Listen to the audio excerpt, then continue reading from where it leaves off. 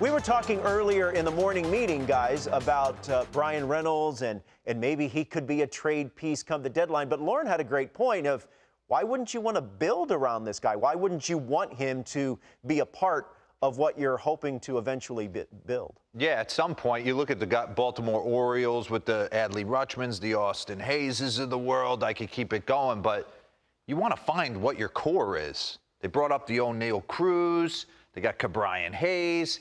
He has been a really good player. He was a top 10 hitter in all of baseball last year, and I don't think people realize it. And certainly, I'm sure if the Pittsburgh Pirates and Ben Cherington get blown away at the deadline, but he's under control for a long time. He's on an arbitration 2-year deal for about $14 million right now. So life is good for Bryan Reynolds, but it wasn't always good. He's gone through some struggles. We chronicled him last year, Billy Rip, just kind of tinkering with his stance, getting the foot down. So let's dive into what he's been all about throughout the course of his career with the Buccos. He's coming off a monster road trip, right? Went down to Atlanta, Philly, hit .536, 3 bombs, a double, a triple, and he has just continued and stayed hot. So I wanted to take a look at what the setup looked like. 2020, 21, 22. Let me ask you a question. Yeah. Well, you got this screen up here, because I've heard you talking about this before, and I like a lot of stuff when I'm talking about hitters. I think a lot of it has to do with that up there, like in our focus.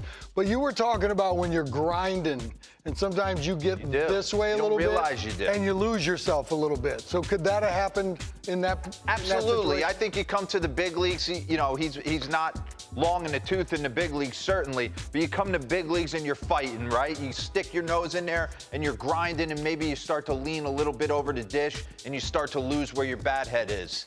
And you see in 2021 and now 2022, even getting more athletic in his base, standing up, trusting himself, confident. But he's made an adjustment at the dish, and he made it last year with the way he strides to the baseball. Let's dive into that. Okay, take a look. This one he was struggling early 2020. Rack that back for me. We talk about getting a load. I think it's the most important thing. How are you going to get in your most powerful position to deliver a blow to the baseball? Everyone does it differently. Take a look at his front foot. He's got toe tap working, leg kick working. And what happens? You're indecisive in between, and you go into a little bit of a tailspin. So what did he do?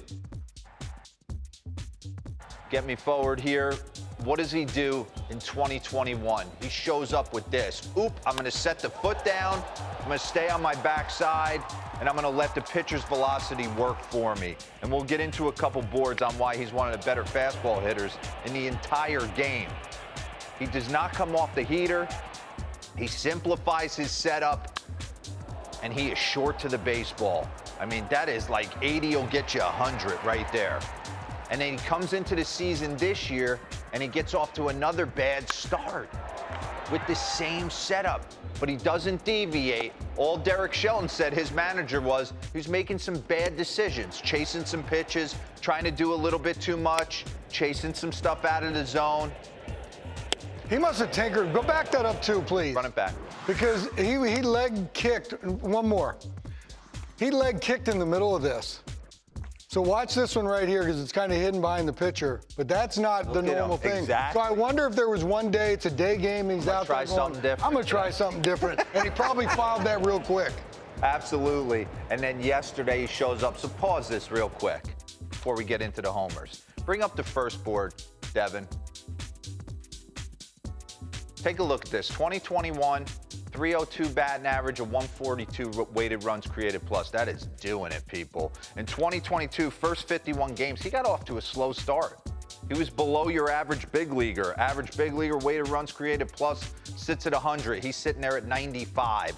Last 21 games, Bryan Reynolds has recaptured glory, and he's absolutely hitting tanks. And how does he do it? Bring up the next board for me. We're going to chronicle Austin Hays a little bit later for the Baltimore Orioles, and he's been hammering off speed. Some of the great hitters in the game, they do not come off the fastball. And you look early, if you can't get on that piece of cheese, and I think he was just chasing a little bit to begin with, But 2021, that was a separator for him. One of the best fastball hitters in the game. First 51 games hitting a .175 off it, and he's gotten more on top of it. So give me the last board, and then we'll get into his homers yesterday. Take a look at this. Slug leaders versus fastballs, obviously Aaron Judge. But the game's great. Hit the heater and hit it well. And Bryan Reynolds is right in the mix with some of the best players in the game. So if he zones up with that little short setup, get the front foot down, stay in the backside, and drive it, and nothing was different yesterday. All 3 bombs were on heaters. Taking it right where it's pitched, 87 miles an hour, drives it up the middle the other way right there. Billy, what was your setup? I know your brother, he tinkered more than anybody I had ever seen growing up as a kid. He did tinker a lot, and he tried to unlock some stuff. What was your big thing?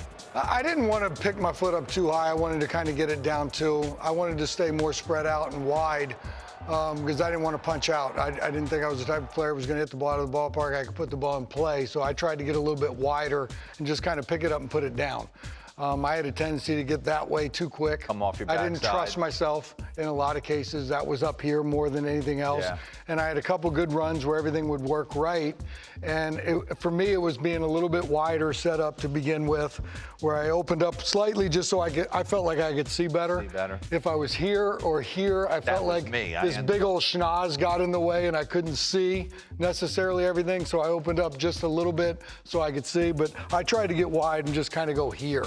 You know, I wanted a little quick movement to get back to the point of even, but I didn't want to get too far out there because I had a tendency to leak a lot. Part of it was because I didn't trust myself enough. Yeah, and they start pounding you in. I think that's the biggest thing with Bryan Reynolds. If you're going to set the foot down, we did that a lot with 2 strikes. I always felt like when you had count leverage, I wanted to be like, I'm going to just destroy this baseball. And then when I got to 2 strikes, it would kind of be foot down, but you didn't want to come off that backside. What was interesting, too, about Reynolds when you watch him with the 3-homer game, he's not the biggest guy in the world. No. Did it look like any one of those homers he was trying to hit a homer?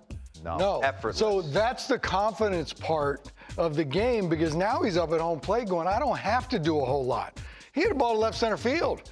You know, Oppo on that 87-mile-an-hour heater, the 87-mile-an-hour heater didn't supply the power. He did. And it's because he gets his foot down early enough and he's strong enough with a nice swing, ball jumps out of here. Okay. Bryan Reynolds, absolute stud. Obviously has hit a ton of tanks from Little League all the way up through college, because his sound yesterday, if I got a bone to pick with him, I don't know how many 3-home-run games I ever hit. I'll tell you 0, because I would have remembered it. Check out this sound real quick after the game. Do you remember the last time you had your 3-homer game? I don't think I did it in college. You don't think you did?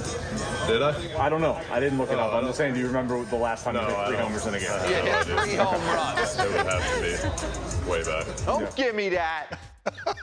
I just had to bury him for a quick second, because I remember hitting 3 home runs like in BP. So, you know. If you took Clemson for a ride 3 times. Get to know me.